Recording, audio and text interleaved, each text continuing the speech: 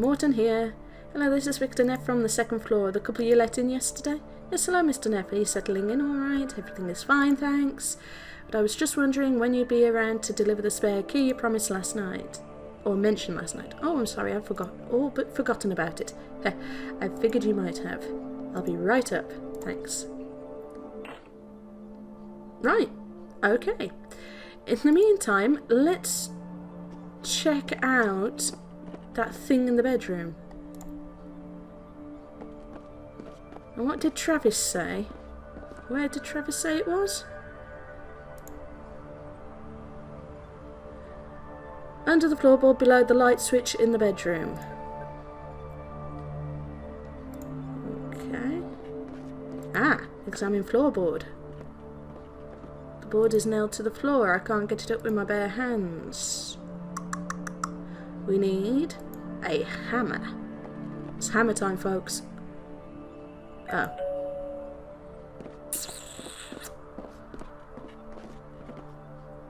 Always ruining my fun. Oh my god. Hello, Satan. Hello again, Mr. Neff. Here's the spare key. Thank you, Mr. Morton. Thanks. Do you find the apartment in order? Everything seems fine. But I'll know more when we've had a chance to live here a bit longer. Well, just tell me if you need yawning. If you need help fixing anything. Was that all? Confused as to what to call you. Are you the caretaker or the landlord if I ever need you again? The reason I'm asking because Prosser and Ankovich didn't have you listed as the caretaker. I can see how that would be confusing. My family's owned the house for 4 generations. I rent the apartment I don't need and try to take care of the estate as best that I can, making me both the caretaker of the house and your landlord. I see. Is there anything else? If I ever need you again, I'll just give you a call, right? Either that or come visit me in my office downstairs. Did you see it yesterday when you arrived? No, I guess you must have been pretty tired. Just ring the doorbell.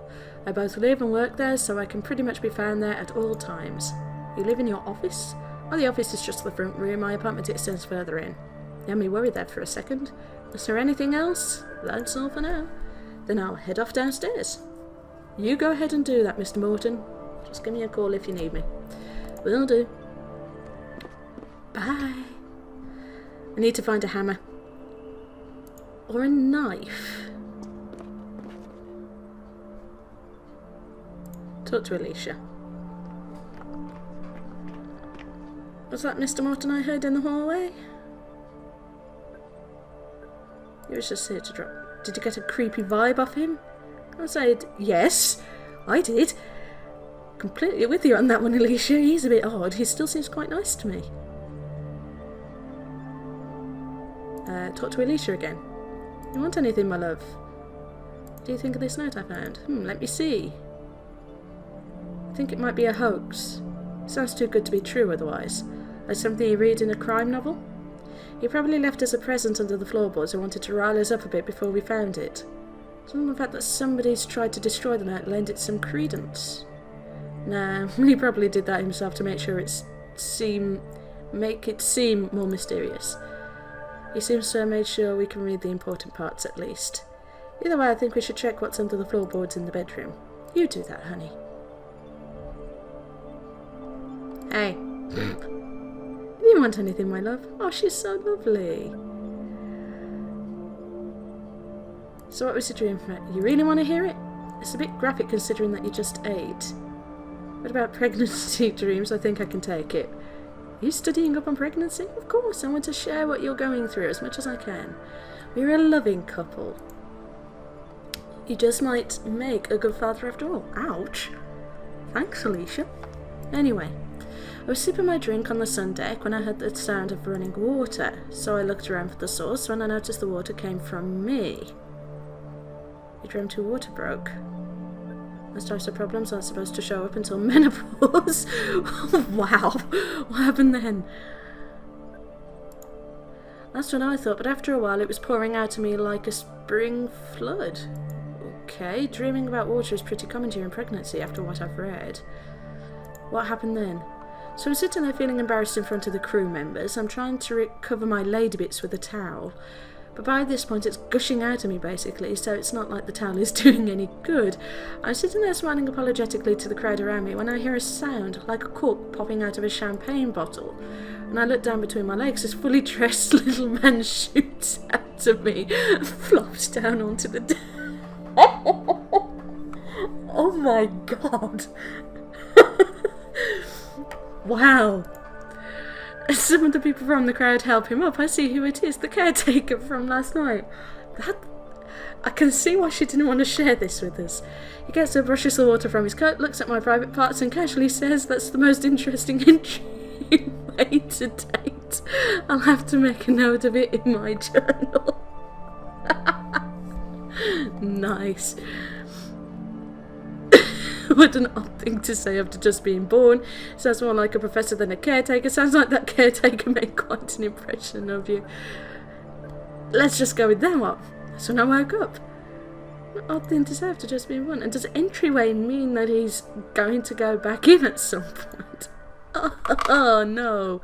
I'm actually crossing my legs there if you've heard that creak from the monitor.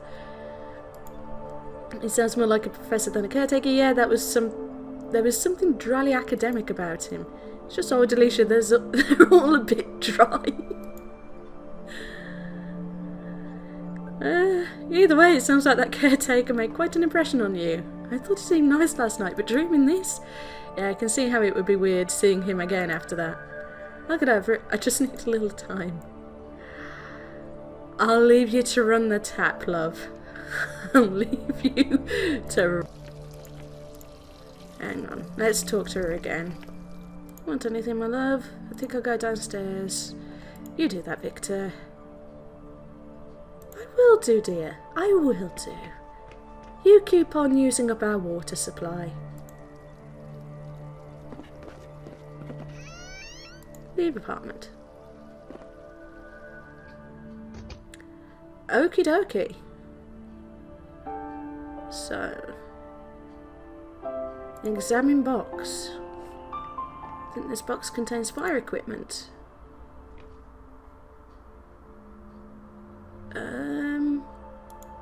Open left door.